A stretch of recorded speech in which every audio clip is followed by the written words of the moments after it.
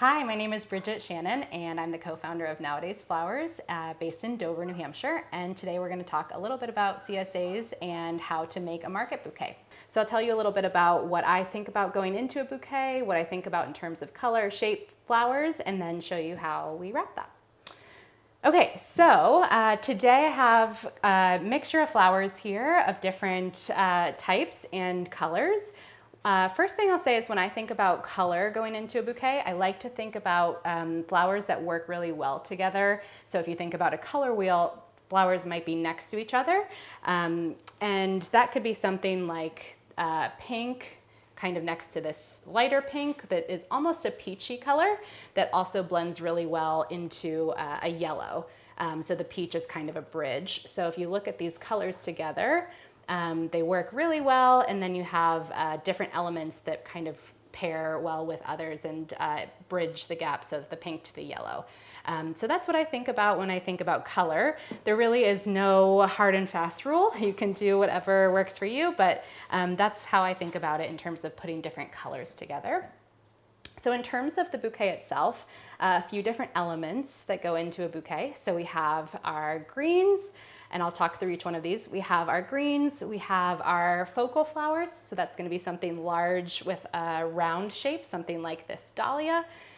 We have our filler flowers, so that might be a little bit smaller, something like a smaller zinnia. We have some really pretty zinnias here, as well as something like this feverfew. And then we also have spike-shaped fillers, so something like this snapdragon here, or we have some celosia as well.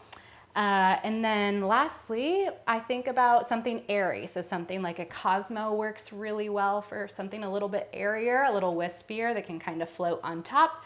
And that is sort of the anatomy of a bouquet, along with our greens. As I mentioned, today I have some two different types of eucalyptus. I have some silver dollar eucalyptus and baby blue eucalyptus as well. Okay, so in terms of actually making and wrapping our bouquet, I like to pull out all my materials and have them kind of ready for me. These are already processed, meaning we've already stripped all the leaves off of them, and they've already been sitting in the cooler hydrating for a little bit. It's really important that you give them some time to rest after cutting before you start working with them, so that they have a lot of time to hydrate and condition before putting them into a bouquet. That's going to give them the best chance at lasting long and being nice and fresh to work with. Okay, so I have some of my materials here, and the way I like to think about it is thinking in terms of different shapes and different similar height, so that everything's on a fairly even plane, but these different shapes are what give us our dimension for the bouquet. So I start by just putting some things together. This feverfew, a filler, you really want something that takes up a lot of space like this. So you'll notice, like, if I was just using things like these, they're beautiful, but it's really nice to have something like this feverfew that really takes up a lot of space in your bouquet and adds that sort of, I guess, density, I would say. So you have everything just paired together. And I start to kind of think about working in threes of things is a nice, helpful rule. So thinking about groups of threes. Right now I have my two snapdragons. I think I probably want one more of that spike shape. So I'm going to grab some of this celosia. So now I have my three spikes in there, as well as my dahlia, two dahlias here. So I'm going to add one more dahlia to round out my focal flowers. I've already used two of these peach ones, so I'm going to bring in a white one here. And I do sometimes leave on a little bit of foliage here, or a little bit of perhaps a bud like this. It adds a really nice texture. The rest of the leaves we're stripping off because we don't want any leaves in the water, but especially if it's a retail or subscription bouquet. But for the sake of adding a little bit of texture, I like to leave on some of the buds. I'm gonna add some more feverfew in here. Like I said, I think it's really helpful to work in groups of threes. So I'm just rounding out my filler here. And now I'm gonna add a little bit more of a round filler. So total, you're thinking somewhere, it depends on the price point and depends on what the bouquet is for, but I usually will aim for somewhere around 12 stems. So that might be 4 groups of 3 or something along those lines. And again, I'm thinking about color that works really well together. So I have my yellow, I have some pink in here, some peach, and I have the Snapdragon that does really well at bridging both the pink and the peach. And the Feverfew has a little bit of yellow and a little bit of white, so it's really working well to blend the yellow of the zinnias and the dahlia, the white dahlia there. Okay, so I have 3 zinnias here. I have 3 spike shapes here with the snaps and the celosia. So you'll see what I just did. I just moved that spike a little bit so that not all of the shapes are clumped together. It's really nice to kind of spread them out a little bit in terms of the different shape. And then let's see, I'm gonna bring some greenery in here. So I'm gonna use this baby blue eucalyptus. This ideally has already been processed. I think that was a misstep there. And then might bring in a little bit of this silver dollar eucalyptus. It's really tall, so I'm just gonna cut a sprig of that. Cut this right off. So again, wrapping here. And I like the greens kind of framing the outside of the bouquet. I think that works really nicely. You certainly could add the greenery sort of into the bouquet, into the center as well. But I think it does a really great job of framing the flowers with your greenery. Okay, so now I have a pretty full bouquet here. So you can see, like, as I move around, the shapes will, or the flowers will move too. So again, just kind of shifting some things around. And I'm noticing that I really like the snapdragons in here. I'm not quite sure I love the celosia in here. So I think I'm gonna swap that for a snapdragon, which is totally fine to do. You can edit as you go, because that light pink is gonna really bridge well with this light pink Apricotta Cosmo I have. So finally, bringing in the last element, which is my airier element, and the Cosmos do a really great job at that airy element. You might also use something like a sweet pea, something that just kind of floats on top. Sometimes Scabiosa is great for this. Anything that's just gonna be nice and airy on top there. Okay, so I'm feeling pretty happy with my shape of the bouquet. You could keep going depending on what your, what the end goal is, what you're making it for. But I think for a standard CSA bouquet, this is about the size that we would do. So now everything's around, like I said, at the same plane. If you look at it this way, it's around the same height, the same plane. But I do like things to kind of be at different heights, at different, bring in some dimension by pulling things out just a smidge so it's not on a super linear plane. And you can kind of see some of the different flowers once it's wrapped up.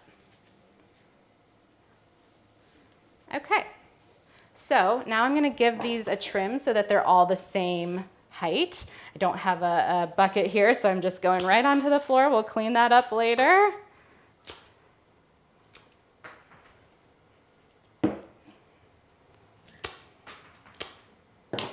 Swap a pair of, get a better pair of clippers here. Might have a stem cutter that works as well. So you want them all at the same plane for length at the bottom, so that if you're putting this into a bucket of water, everything sits in the water and you don't have any stems that are out of water. So I might do one last check just to make sure that all the leaves are stripped here, everything is going to be out of water.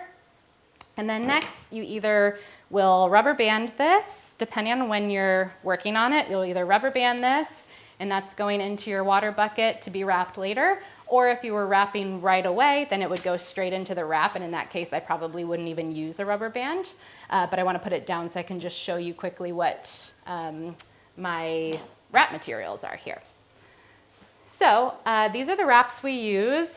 We get them from a place called Aru online, and you can get them in bulk. So we usually do a couple different sizes. I have a medium and a large here. And these are already stickered, and they already have our business cards stapled to them. So this is a task that we might do earlier in the week if we were preparing for subscriptions or CSAs. So you would have this all ready to go by the time you're actually working with the flowers. And what I'll do is, and let me also say, we use this kind that's already kind of made to be easy to just pop flowers right into. You could get paper square wraps as well, but we like, for efficiency's sake, like using the ones that are already kind of wrapped like this. And I'm just gonna pop my bouquet right in here. Make sure that it is, the sleeve is covering up, not going all the way to the bottom of the flowers, because we want the stems to be sitting in water and the wrap not to be in water. So we have a little bit of room left on the bottom there. And I'm just going to take twine. Again, we pre-cut this for the number that we need so that it's a really efficient process of making bouquets. Give it a nice wrap. And then give it a tie, and you're good to go. So looking at this, I might trim just a smidge. This is something that you don't have to do, but I might, just looking at this, trim like a few pieces depending on kind of how wild you want it to be. I like things to be somewhat wild, organic feeling, but not so much that there's a million pieces kind of flying like way higher than the sort of sleeve there. But I'm happy with this. So that would go into a bucket of water and be ready for our CSA. And the last thing I'll say too, one other piece I want to show you is if we're doing something like a market event or a private party, something like that, where people's sleeves are, they might be out of water for a little while, then we use these 100% biodegradable wraps that can be put in water. I can show you put in water and hydrated. And they go right on the bottom of the bouquet. So this is great if you have like a market or a party where it's a hot day and you want to be able to have people want to travel after, or they're going to be walking around for a while, and there's no excuse that they can't get flowers because you can put some hydrating wraps on it. So these come with these compostable bags as well, and they come with the rubber bands as well. So you just give that a wrap, and then people can take it on their way, and it stays hydrated for a couple hours. So that's how we prepare our bouquets for our CSA program and other places that we're putting bouquets in. I went pretty slow through this process. We try to make it really efficient, so having all of our materials ready to go. I know what the numbers are going to be. Things are in piles so that we can very easily, once we have our recipe for bouquets, very easily just pick things up and wrap it, pop it in the bag, and then almost like an assembly line, move through the process so that it really doesn't take us a lot of time, but it's a really wonderful revenue stream for us to have our CSA program. So hope that's helpful. Thanks so much.